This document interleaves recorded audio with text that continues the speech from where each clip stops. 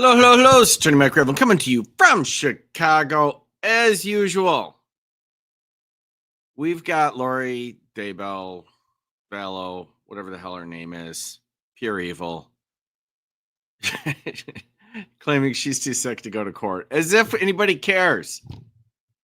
Let's be honest, you should have the death penalty. I don't care what happens at all. Like, it doesn't matter. But that's what she's doing. So it's too much fun. However, that's a short clip. That's Leslie Griffith's fault. She updates me on this crap whether I want to hear it or not. And I said, okay. Can I have the short version of the freak out? She said, yes. She sent it to me. And then I shortened it from there. Then I've also got a longer clip from Melissa, which is an absolutely excruciating freak out. It's funny though. It's funny. You will want to claw your eyes out. Let's do this thing, shall we? All right, we're going on the record, State of Arizona versus Lori Daybell, CR 2022-001242. Can I have appearances, please? Trina Kay on behalf of the state and for the record, the victim is present in the courtroom. All right. Daybell for the defense. All right, I'm going to need you to scoot up to that microphone. We also have present in the courtroom a representative from the Maricopa County Sheriff's Office. Do you want to announce? Yes, Your Honor. Joseph V. Hill on behalf of the Sheriff's Office and Correctional Health Services. All right. After court on Monday, immediately after court, I ordered the Sheriff's Office to provide some sort of medical assessment of the defendant. I received a pleading late yesterday afternoon indicating that Correctional Health Services examined the defendant around 12:30 p.m. yesterday. The defendant was treated for one condition, and Correctional Health Services has indicated that from a medical standpoint, we do not find any clinical indications to miss court. Is that correct, Mr. Vigil? Yes, Your Honor, and we have additional information if you need it, but it's not much. But all right. She was treated for a condition. What is the condition? I don't know. They don't say it in here. I can visibly see two. Stupid and ugly.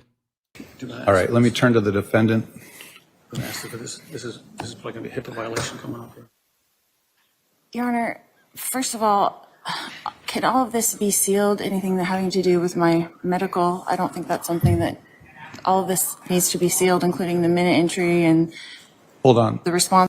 We're not only not going to seal it, we're going to laugh about it on Law Talk with Mike. And we're going to laugh hard. From MCSO, all these things. I can seal the response from MCSO, yeah, but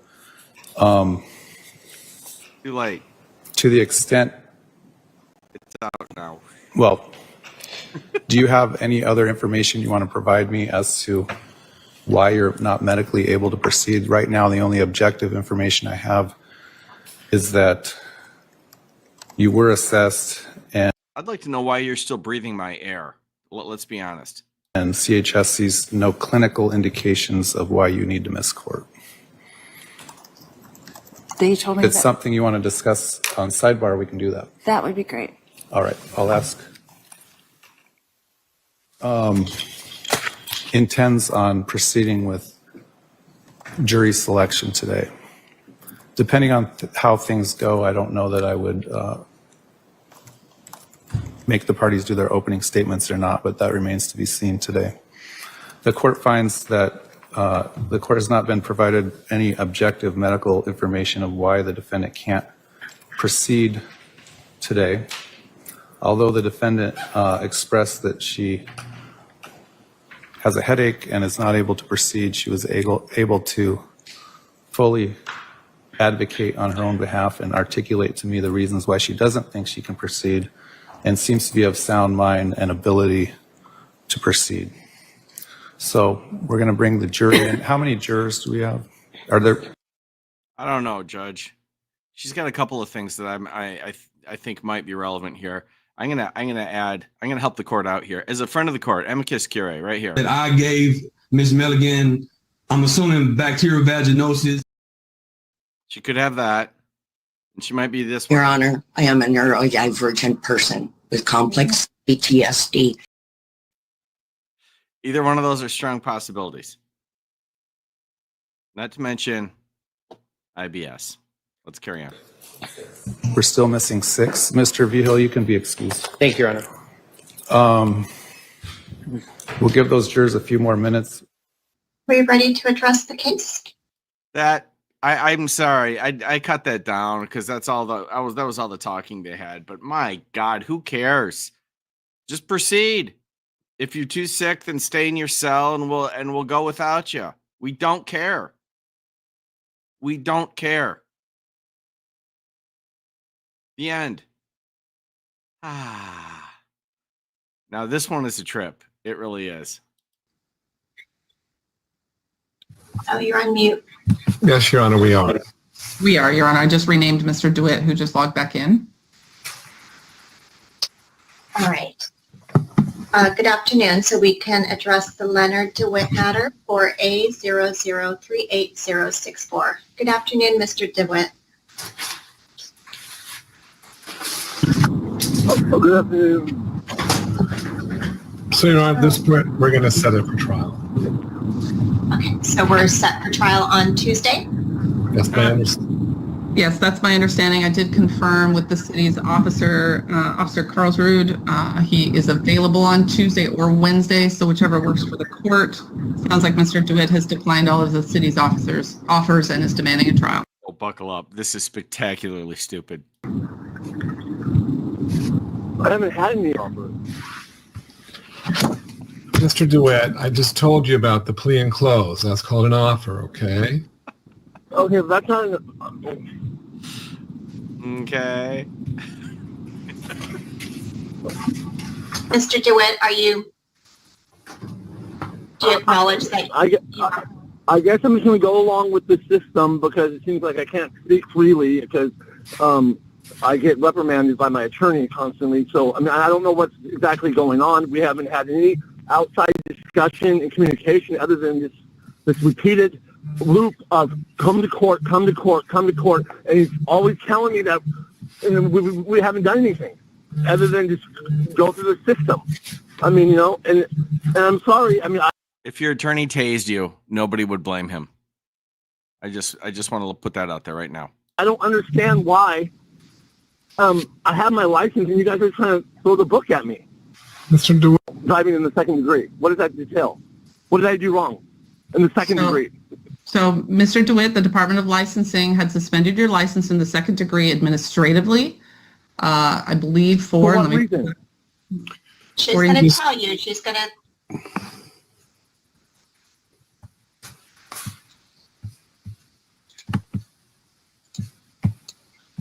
Pulling up the documents right here.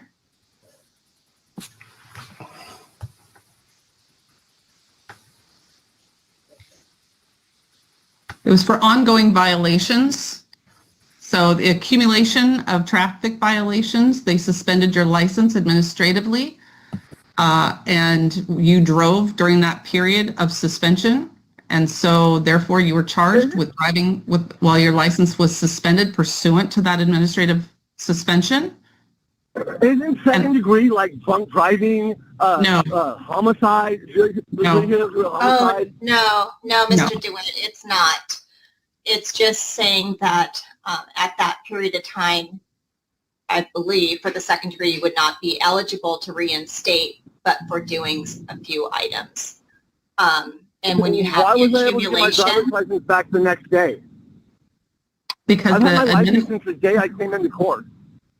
Because this period of she's not dropping it to a freaking infraction because she's been talking to the prosecutor in Gig Harbor and she wants to make sure I get prosecuted with a criminal charge to please that prosecutor. I know that's exactly because he even said in open court that he's been speaking with her and that's the only reason why she won't drop this to a freaking infraction, and I know it. I want to dumb her down the ticket. I want to fight that. And it's so unfair, and I've watched her time and time again lower everybody else's, but I don't know if she's, what's going on with Mr. DeWitt, what I will tell you is when you hear her reducing, it's people who are charged with third degree. And so it's a lower offense, and so she's dropping it down to the infraction. and on yours during that period of time when, Mr. DeWitt, just let me finish talking. When DOL takes action, I just actually attended a conference today, and Carla Weaver from DOL was making a presentation, and so That's hilarious that she thinks that he's gonna know who that is, understand, or care. I like this judge. She's cute, but this is not happening. Don't name drop the government bureaucrat that you had to listen to. Okay. So if you get 3 violations within a single year, or 4, I believe, over 2 years, then DOL does a suspension. They take that action and they suspend your license for a period of time. Okay, so what Mrs. McDonald, I believe, was saying is when you found out about this criminal charge and you went and got your license back, it's because that time period of suspension had run. Is that right, Ms. McDonald? So DOL took action for a period of time. It's what they do. And you had already served that period of suspension, so you were able to reinstate. So I'm glad you have your license back now, but when the allegation is on the date of violation, you were second degree. And what are the 3 violations that they committed?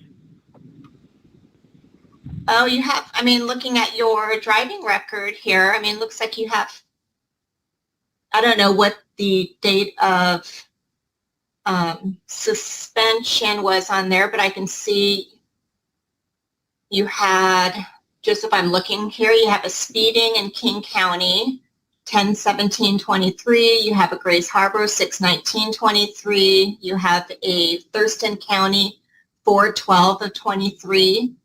And then, so that's 3 in 2023. Then you have from 2022, you've got Puyallup, 3rd degree, with some tracking infractions. Judge, he's just collecting achievement badges from the various counties in the area. So right there would be 4. But all those don't count. They But they do. do. That's the thing, is they do count. DOL is looking at those, and so they take administrative action based upon. There's proper notices that weren't served. I mean, the bottom line is, I went through a safety class. I spent 4 hours to get my safety class. I paid all the fines, and I did all. Why can't she just cut me freaking throw me a bone and make it a non-moving violation? Because she knows what's going to happen. Because you're a habitual offender and an a-hole. I can cut this short for everybody. If I get charged with the criminal conviction, she knows exactly what's going to happen because she's been working with the prosecutor, Dick Harper, talking to him. He said it in open court, and so she's maliciously doing this to me on purpose. Mr. DeWitt. And it's wrong. And I don't know how to sleep that night for it. Mr. DeWitt, I have offered to reduce your charge from a driving while license suspended in the 2nd degree to driving while license suspended in the 3rd degree. To a 3rd degree, and that pleases you because I will still get a conviction, and my thing will still be a problem. It still will be a problem. That's why you're saying that. Meanwhile, just as you suspected, the prosecutor is bending over backwards and being probably too nice. And very professional and sweet about the whole damn thing. Mr. DeWitt? Mr. DeWitt. Okay, Mr. DeWitt, you need to stop talking. I understand you're frustrated, but just stop talking for a moment so she can speak. You're not talking on top of each other. I already know what she's going to say. So what that means, Mr. DeWitt, is if it's suspended in the 3rd degree rather than a 2nd degree. Driving while license suspended in the 2nd degree is a gross misdemeanor, punishable by up to a year in jail and $5,000 in fine, and it also carries a 1-year license suspension. By reducing it down to a driving while license suspended in the 3rd degree, it's a simple misdemeanor, and there is no mandatory license suspension that comes along with that. So there is a significant reduction in making that amendment.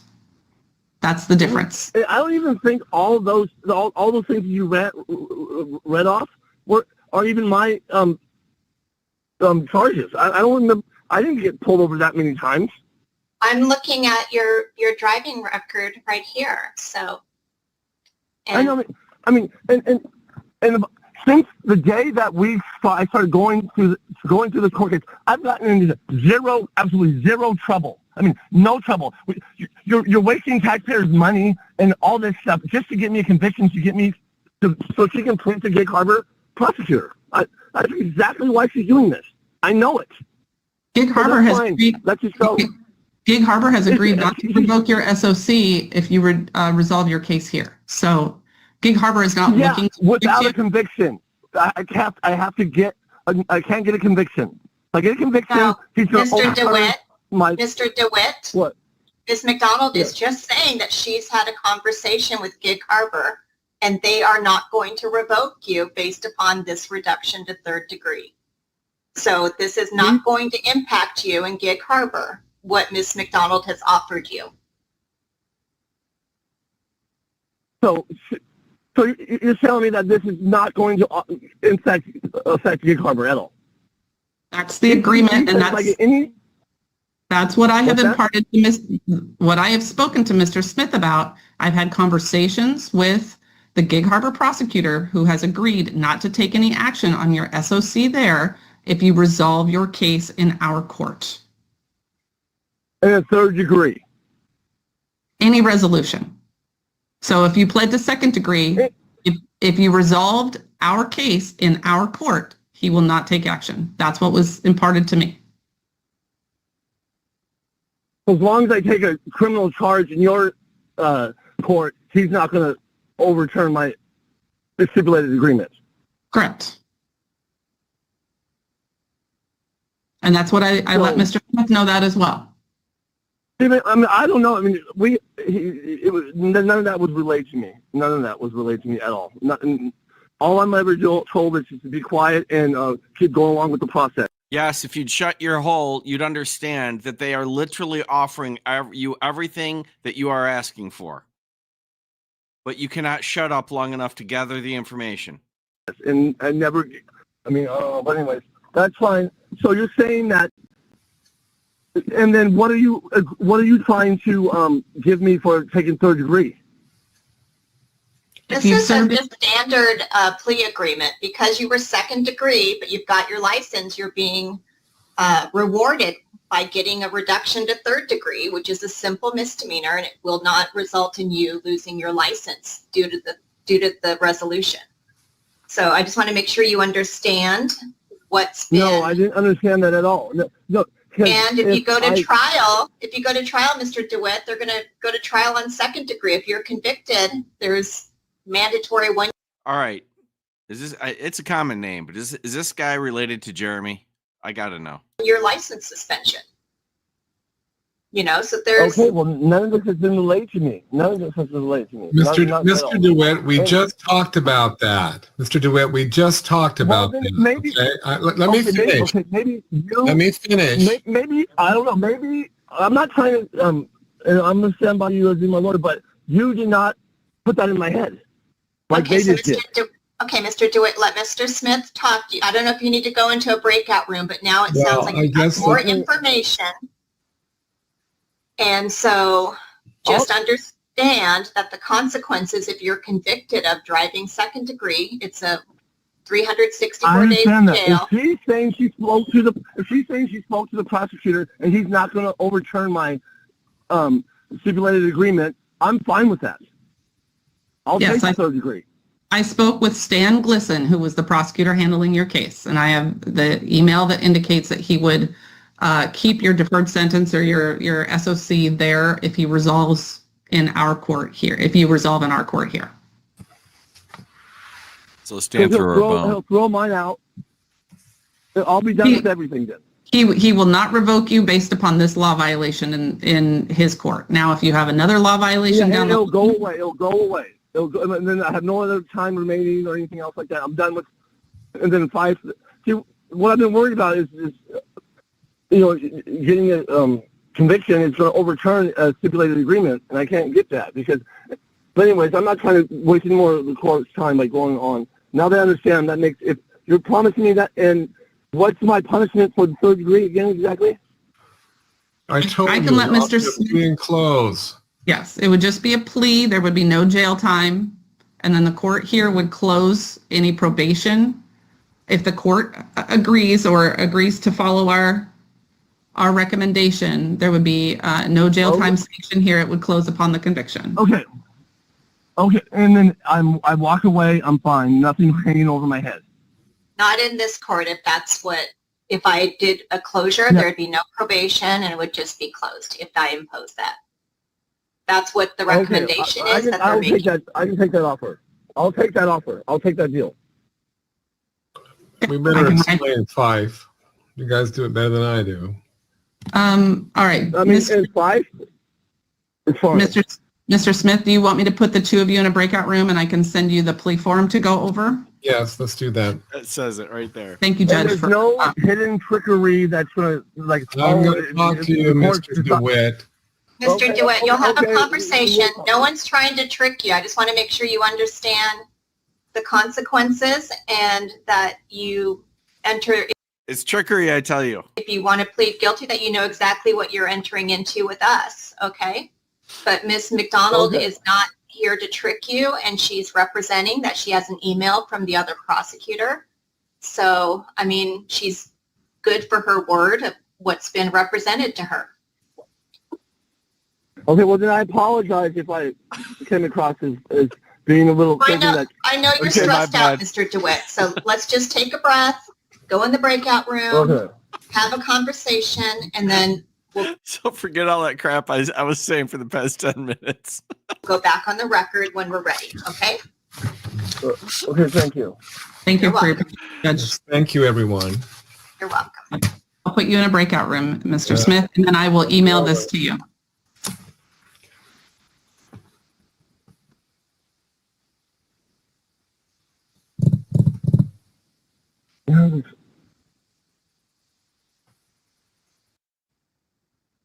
All right, let's go ahead and get started. All right, Mr. DeWitt, can you hear me okay? Yes, I can. Can you hear me?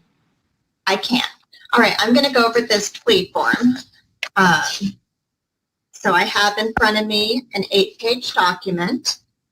It's entitled Statement of Defendant on Plea of Guilty.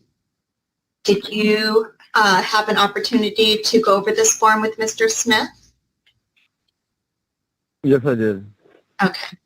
And did he read the document to you? Yes. Okay. Mr. DeWitt, it indicates here that you are intending to enter a plea of guilty to driving while license suspended 3rd degree. So I think the city is making a motion. That is correct, Your Honor. Because the defendant is relicensed, the city has agreed to amend this to driving with license suspended in the 3rd degree under 462342, subsection 1C. Okay. And is that your understanding, Mr. DeWitt? Yes. And are you willing yeah. to accept that amendment without the city presenting you with a formal written complaint? Yeah, I believe so. Yeah. Yeah. All right. Did you understand what the city would have to prove to convict you of driving while license suspended in the 3rd degree?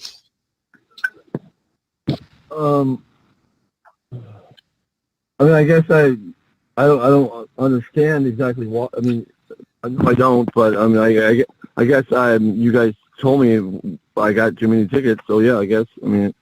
Okay, well, that was for the 2nd degree. Right. So the 3rd degree is a lesser charge. Oh, And my you want to God. read over the elements of 3rd degree driving for this particular statement. Seriously, if I was a prosecutor, I'd be like, he doesn't understand. Let's set this thing for trial. Let's set this thing for trial.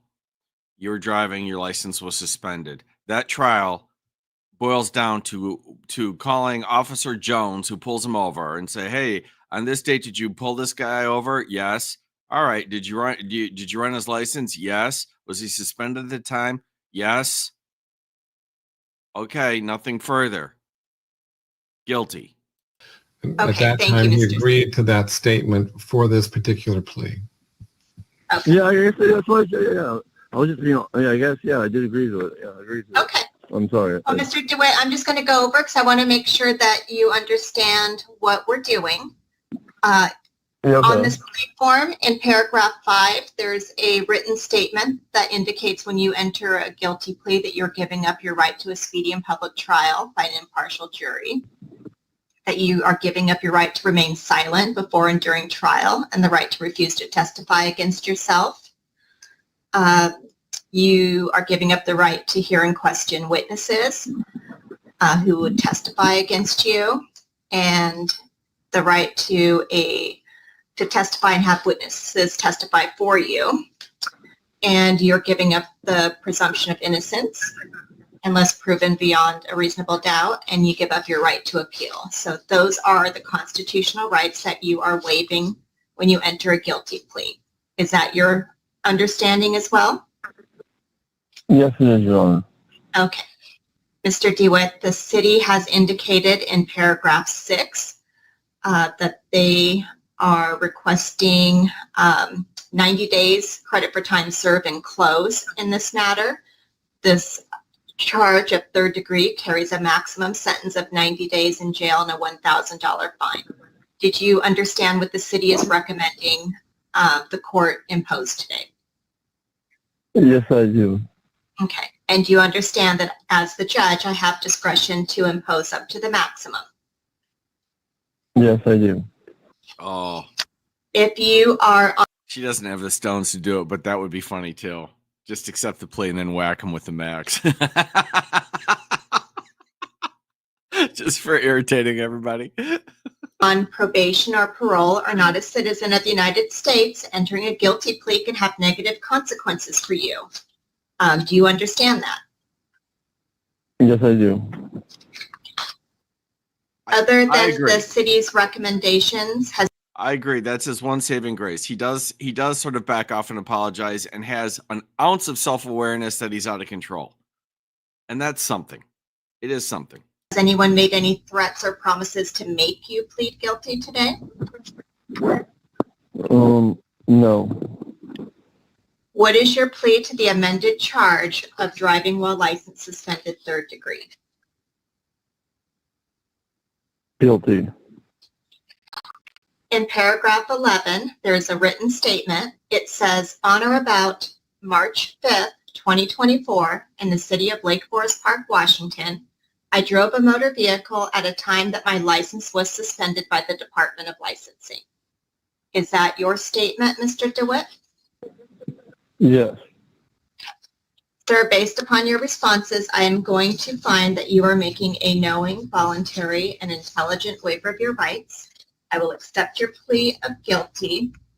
There's a factual basis for me to accept that plea, and I will find you guilty of driving while license suspended third degree.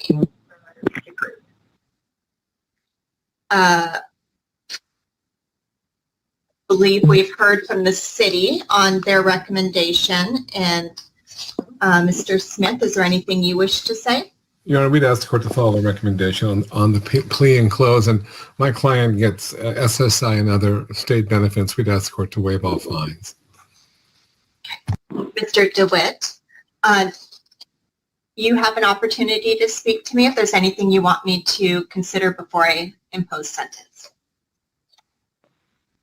I would just like to say thank you for understanding my emotions and my feelings based upon this, and I do apologize for the court if I got a little carried away there because I was just a little excited because I was interpreted something bad was going to really happen, and like I said, I just want to apologize for that, and I apologize to all you guys. It was, I didn't want to make it seem like nobody was professional, but I apologize. I want you to know that from the bottom of my heart. I apologize for that. And I accept your apology, Mr. DeWitt. I understand that it was stressful. And yeah. Okay. So I am going to find that you are statutorily indigent pursuant to Blazina. I'm going to follow the recommendation. I will impose a 90-day sentence with all 90 days suspended, $1,000 fine, all fines suspended, and I am going to close this matter. All right? So this Okay, matter thank is you. closed, and there's no obligation of jail or fine. Thank you, Your Honor, and thank you, everyone else. You're welcome, Mr. DeWitt. So you And have I was going to say, and representation. Yes, and I'm emailing Mr. Glisson right now at Gig Harbor to let him know that you resolved here, and I included his agreement not to take any action. Okay. Thank you so much. You're welcome. And I know you've come to court many times over the last couple of years, and it's been a long road. Yeah. And so Yeah. sorry it took so long to resolve this, and I think that you can put this behind you and just go forward and take care of what you need to in Gig Harbor and put this behind you. Yeah. That's how I roll, Aaron. It's always torture. Okay, thank you so much. All right. Take care. Good luck, Mr. DeWitt. Goodbye. Thank you. You're welcome. Thank And you. thank you, members of the court, upper bench, lower bench, prosecutorial bench. Made me look All bad, right. but that's okay. I appreciate it. Stressful. Sometimes All right. people just emotions run. Yes. All right. Take care, and I All will right. see you on Monday. Yes. All right. Good week. Thank you. Bye-bye. We are adjourned. All right, there you have it. A happy ending right here on Let's Talk with Mike. We got it done. We got a little conviction. He apologized for getting in his feels. My favorite part of the apology is like, I didn't mean to make it look like you guys were unprofessional. That was precisely what you're trying to do. It wasn't working. It wasn't effective. But that's what you were aiming for. Oh, but he did apologize. He did take the deal. He deserved much worse. That is a classic example of an attorney saving your ass despite yourself. The attorney was cranky as hell with him, which was necessary under the circumstance. The attorney's job is not to be the client's friend. The attorney's job is to get the best result they can for their client. And the reason why that offer didn't get pulled is respect for him. Plain and simple. That's how the world works. All right. Thank you all for coming out. That was fun. Oh, I forgot. We kicked that off with Super Drama Queen, and then we went to Super Drama Queen number 2. It was good times. Good night. I will see you all soon.